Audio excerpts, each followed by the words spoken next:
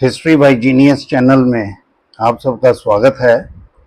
आज हम बात करेंगे कौटिल्य के सप्तांग सिद्धांत के ऊपर। कौटिल्य का नाम प्राचीन भारत के दर्शन शास्त्रियों में बड़े सम्मान के साथ लिया जाता है और उसकी प्रसिद्ध रचना अर्थशास्त्र को प्राचीन भारतीय राजनीति शास्त्र में एक विशिष्ट रचना माना जाता है। इसमें लगभग 6000 श्लोकों को 15 अधिकरणों भाव वॉल्यूम्स और 180 प्रकरणों भाव चैप्टर्स में बांटा गया है। इसे भारतीय राजनीति दर्शन पर एक महत्वपूर्ण ग्रंथ माना जाता है और इसकी तुलना मैकियावली की राजनीतिक कूटनीति पर लिखे ग्रंथ द प्रिंस के साथ की जाती है।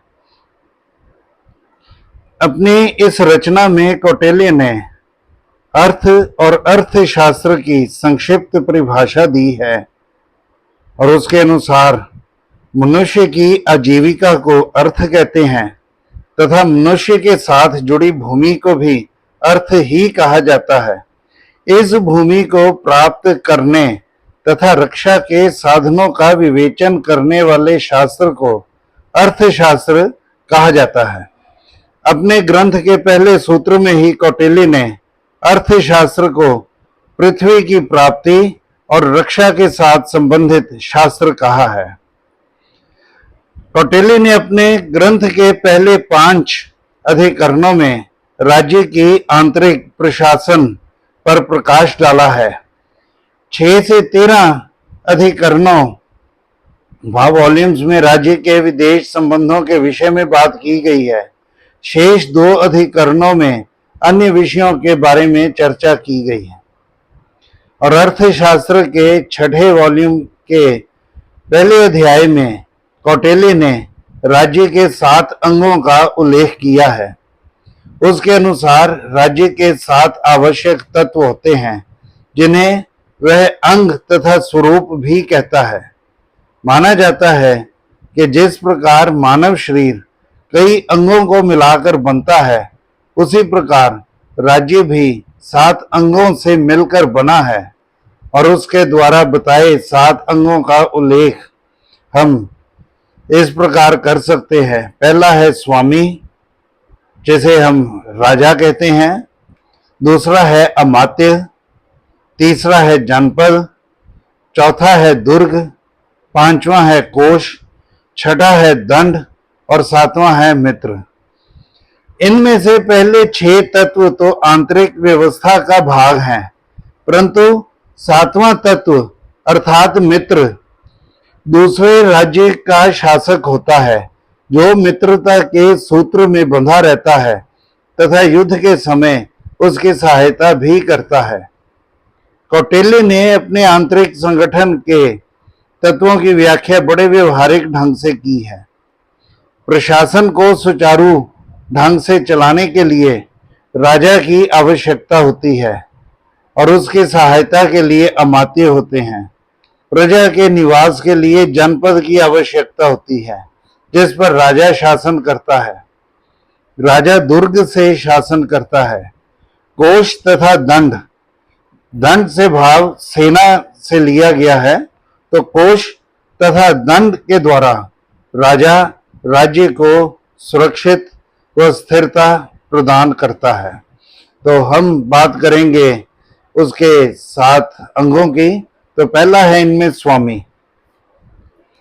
कौटिल्य के अनुसार राज्य की धुरी व अध्यक्ष स्वामी अर्थात राजा होता है। शासन के संचालन में वो बड़ी सक्रियता से व्यवहार कर इसे गति प्रदान करता है। राज्य की सफलता या असफलता राजा के निजी चरित्र पर निर्भर करता है। इसलिए कौटिल्य ने राजा के गुणों, योग्यताओं और नीतियों पर बड़ी विस्तार पूर्वक चर्चा की है। उसके अनुसार राजा को कुलीन, धार्मिक तौर पर निष्ठावान, उत्साही, धैर्यवान, सत्यवादी, विवेकी, दूरदर्शी, दृढ़ निश्चयी, युद्ध कला में निपुण आदि होना चाहिए। उसे पूर्ण तौर पर शिक्षित होना चाहिए। राजा की सुरक्षा को लेकर भी कौटिल्य बहुत चिंतित रहा। उसने राजा को कई खतरों से दूर रहने की सलाह दी है। उसने राजा को यह भी सलाह दी है कि वह राज्य के प्रमुख व्यक्तियों तथा यहाँ तक कि अपने पुत्रों की गतिविधियों को जानने के लिए और उनकी जासूसी करवाए।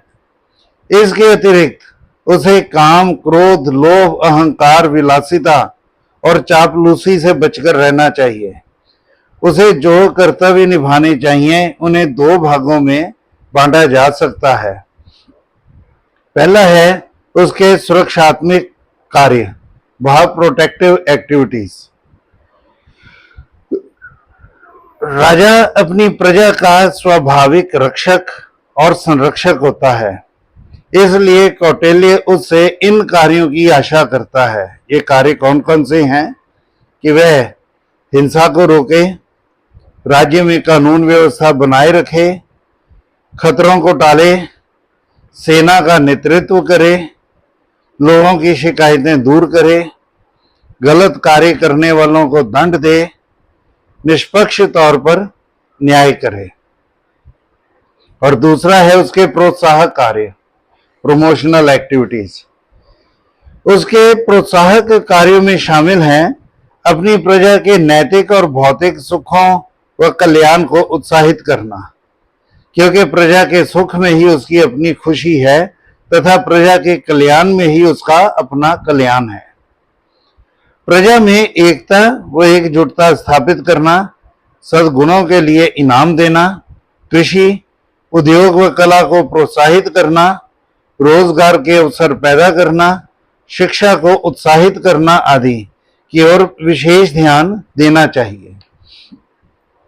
राजा को दीन, वृद्धों, अपंगों आदि की सहायता करनी चाहिए तथा आपदाओं के समय प्रजा की हर संभव ढंग से सहायता करनी चाहिए। उसे अपने कोष में वृद्धि की ओर पूरा ध्यान देना चाहिए। इस प्रकार कौटिल्य ने जो 7 अंग बताए हैं उनमें राजा का दर्जा बहुत महत्वपूर्ण है। इसमें हम डॉक्टर उपेंद्र सिंह का कथन उसकी बात करेंगे कि यद्यपि अर्थशास्त्र राजनैतिक शक्ति प्राप्त करने के ढंग का एक आलेख है, परंतु राजा के कर्तव्यों का विस्तृत उल्लेख कर इसने उसके नैतिक उत्तरदायित्व को बढ़ा दिया है। मतलब यह है कि उसके जो नैतिक जिम्मेदारियां हैं वो काफी बढ़कर हैं। अब हम अमात्य की बात करेंगे। राज्य का यह दूसरा मुख्य तत्व है। कई विद्वानों ने अमात्य से भाव मंत्री भी लिया है, परंतु यह उचित प्रतीत नहीं होता।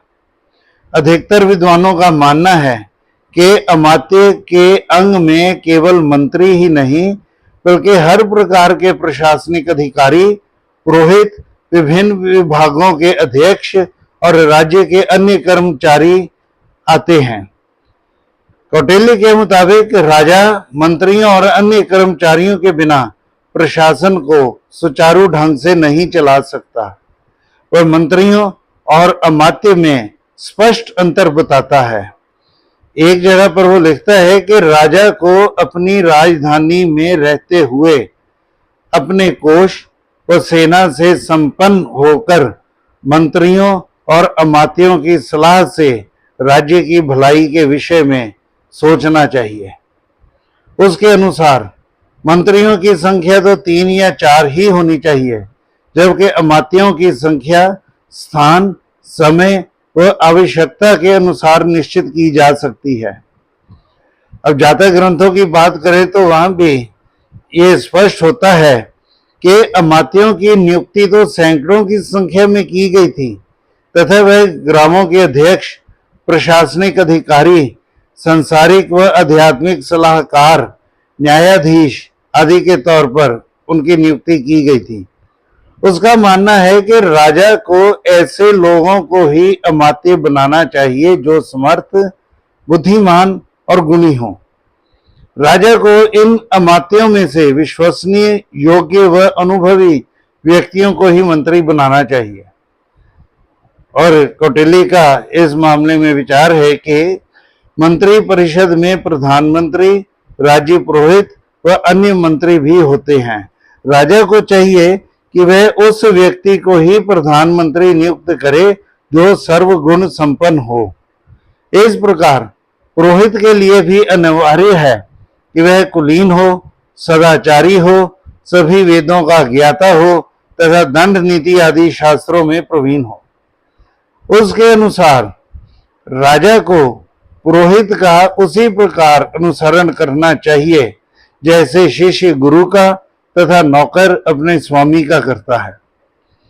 मंत्री परिषद में मंत्रियों की संख्या कितनी होनी चाहिए?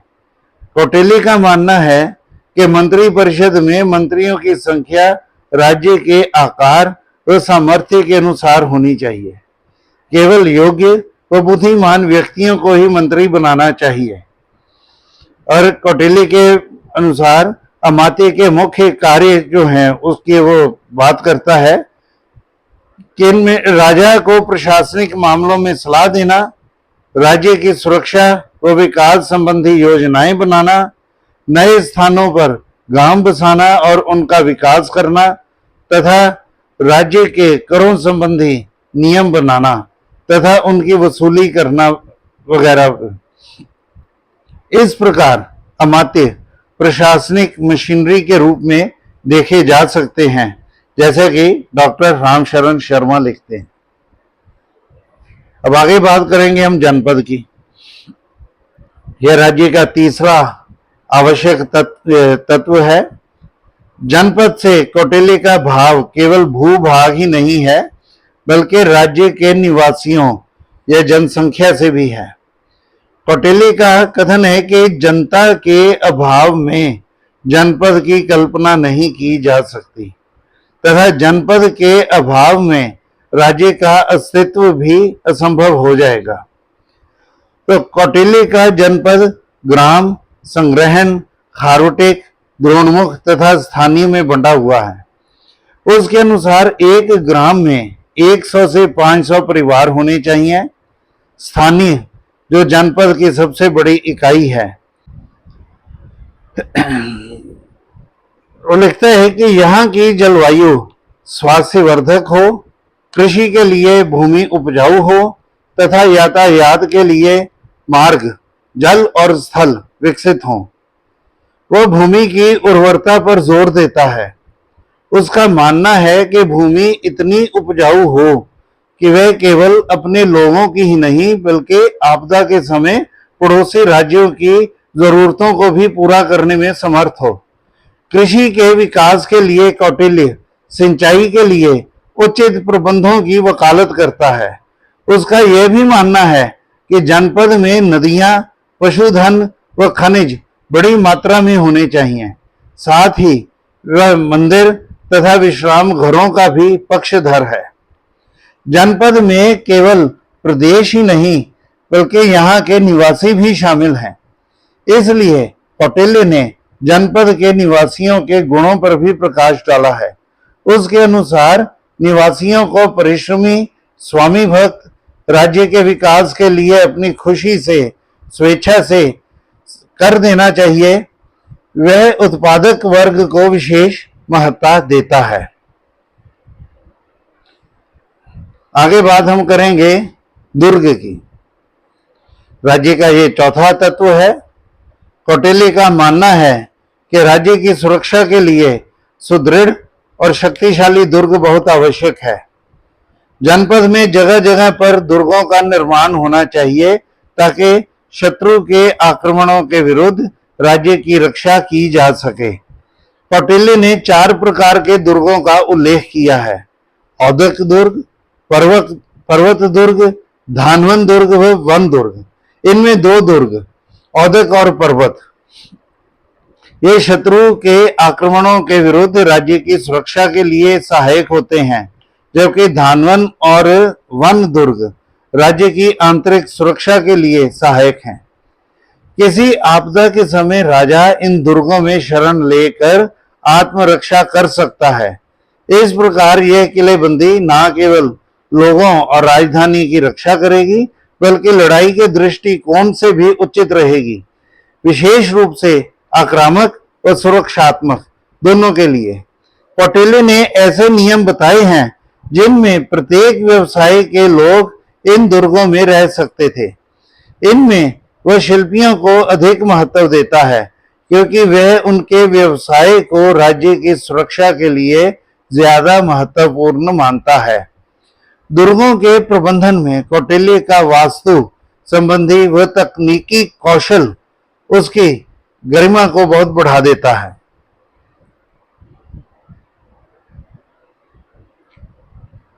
इसलिए यह कहना गलत ना होगा कि प्राचीन काल में राजा की शक्ति दुर्गों की शक्ति पर निर्भर करती थी। आगे हम बात करते हैं कोष की। राज्य का पांचवां प्रमुख तत्व, राज्य की कार्य क्षमता व विकास उसके कोष पर निर्भर करती है। अर्थशास्त्र में अर्थ अर्थात धन का विशेष महत्व बताया गया है। राज्य के हर कार्य के लिए धन की बहुत आवश्यकता रहती है। कोष के द्वारा ही राजा सेना का संगठन कर सकता है एवं उसे संतुष्ट रखकर उनकी श्रद्धा प्राप्त कर सकता है। कौटिल्य के अनुसार कोष में बड़ी मात्रा में सोना, चांदी, बहुमूल्य रत्न व नकदी का रहना अनिवार्य है। उसका कहना है कि कोष का संग्रह धर्मपूर्वक व न्याय संगत ढंग से होना चाहिए। कोष के संग्रह के लिए उसने विभिन्न ढंगों से कर इकट्ठा करने का समर्थन किया है जो उचित ढंग से हो। राज्य की आय का मुख्य साधन तो राजकर है। कर के मुख्य स्रोत हैं कृषि की विभिन्न किस्मों पर कर, बाजार में वस्तुओं की बिक्री पर कर, आयात व निर्यात पर कर तथा विभिन्न स्रोतों से इकट्ठा किया जाने वाला कर। कौटिल्य ने कृषि से 6वां भाग तथा व्यापारिक वस्तुओं से 10वां भाग कर स्वरूप लेना शास्त्रों के अनुसार उचित बताया है, परंतु आपदा के समय इनमें कुछ वृद्धि भी की जा सकती है। इसके अलावा कुछ अन्य साधनों से भी राज्य की आय में वृद्धि की जा सकती है और उसने ये साधन बताए हैं। सबसे पहला तो यह कि राज्य का दायरा बढ़ाकर भाव आस पड़ोस के इलाकों को जीतकर अपने राज्य में शामिल करके। दूसरा है कृषि में उत्पादन को बढ़ाकर। इसके अलावा चुराए हुए सामान की प्राप्ति करके और फिर चोरों और अपराधियों से जुर्माने इकट्ठे करके। तो इस तरह से उसने बताया कि कोष जो है ये भी बहुत महत्वपूर्ण साधन है राज्य की सुरक्षा के, राज्य की स्थिरता के लिए। आगे बात हम करेंगे दंड। यहां दंड से भाव हम सेना से लेते हैं। राज्य का 6वां महत्वपूर्ण तत्व इसे बताया गया है। सेना राज्य की सुरक्षा का महत्वपूर्ण साधन है और इसमें 4 सेनाओं को शामिल किया गया है और ये 4 सेनाएं जिनकी बात कौटिल्य ने की है, दरअसल ये उस जमाने के ये 4 प्रमुख साधन थे। पैदल सेना, घुड़सवार सेना, हाथी सेना और रथ। कौटिल्य के अनुसार जिस राज्य के पास शक्तिशाली सेना होती है उसके मित्र तो मित्र बने ही रहते हैं बल्कि शत्रु भी मित्र बन जाते हैं। सैनिकों अस्त्रों शस्त्रों के प्रयोग में भली भांति प्रशिक्षित होना चाहिए। वे बहादुर हों, स्वाभिमानी हों तथा राष्ट्र प्रेमी भी हों। वह क्षत्रिय वर्ग को सेना में भर्ती के लिए सबसे उत्तम मानता है, परंतु आवश्यकता पड़ने पर वह वैश्यों व शूद्रों को भी सेना में भर्ती के लिए स्वीकार करता है। कौटिल्य के अनुसार संतुष्ट सेना सफलता की कुंजी है। अतः सेना को अच्छा वेतन व अन्य सुविधाएं देकर संतुष्ट व प्रसन्न रखना चाहिए। उसके अनुसार सेना पैतृक व वफादार होनी चाहिए। सैनिकों के पुत्र व पत्नियां राज्य की ओर से मिलने वाले निर्वाह भत्ते से संतुष्ट होने चाहिए। आक्रमण के समय सैनिक सभी आवश्यक साधनों से सुसज्जित होने चाहिए। वे अविजित, धैर्यवान व कार्य में प्रवीण, लाभ हानि से निष्पक्ष तथा उन्हें राजा के कहे अनुसार कार्यवाही करना चाहिए।